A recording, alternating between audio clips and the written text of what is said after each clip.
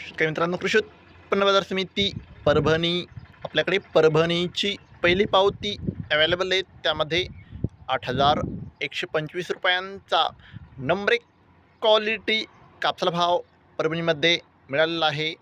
आपल्याकडे परभणीची दुसरी पावती आहे. त्यामध्ये 8,135 रुपयांचा एक भाव परभणीमध्ये कापसाला मिळालेला आहे.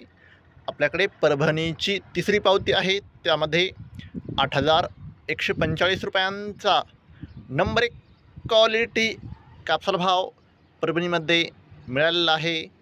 शेतकरी मित्रांनो, आज परभणी येथे जास्तीत जास्त कापूस भाव होता 8,145 रुपये.